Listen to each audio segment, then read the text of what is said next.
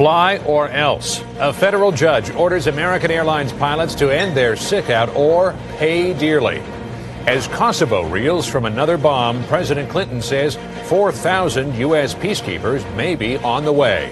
And the ice. A first-hand look at the wonders and the science of Antarctica. This is the CBS Evening News with John Roberts. Good evening. An angry federal judge today held the American Airlines Pilots Union in contempt, something many passengers have been doing for the past week. As the pilots' sick-out continued again today, Judge Joe Kendall told the union to prepare for a fine that could run to $10 million for defying his back-to-work order. Jeffrey Kaufman has the latest on the dispute that has holiday weekend travelers in a holding pattern. Camera out of my face.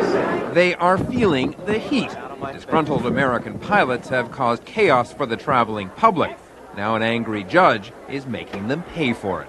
People with disrupted travel plans are not loving this. I would speculate they're not. So what do you say to them?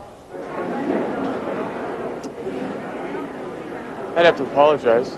But that comes too late for the 500,000 American passengers who missed flights over the last week, including 800 more flights canceled today. People like Clinton Dyer, who's been trying to get to Trinidad since Wednesday. The bad thing about my luggage is already in Trinidad, which I probably won't ever get back. There's 2 flights canceled, and mine's one. The pilots can't strike, but they can call in sick, and that's what about 2,000 have been doing. A judge ordered them back to work on Wednesday. They didn't budge, which is why today he found their union in contempt of court and imposed a $10 million fine.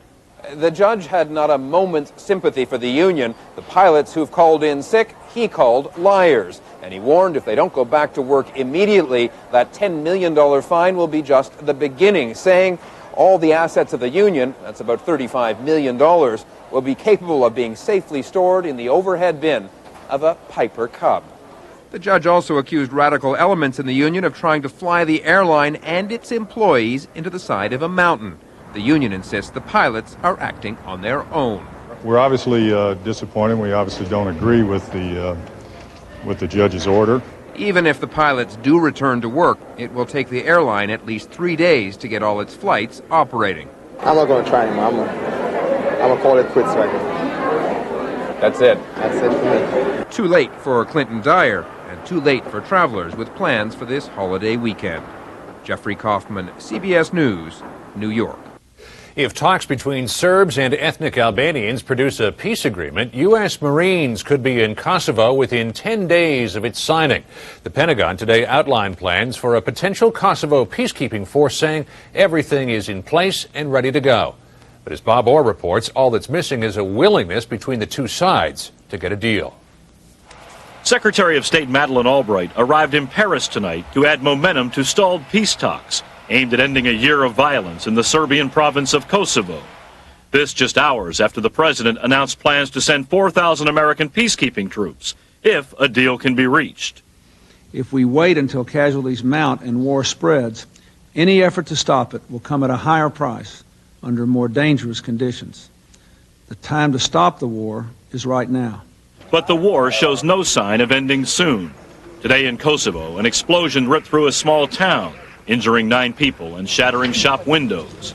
Outside the peace talks, demonstrators protested any plan that would deny Kosovo its independence. But the Serbs refused to let Kosovo go its own way.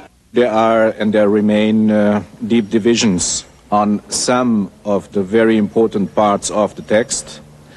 And things move on sometimes, at times quite slowly. But NATO is running out of patience and is threatening airstrikes if the talks collapse. What the U.S. and NATO want is for Serbian forces to withdraw from Kosovo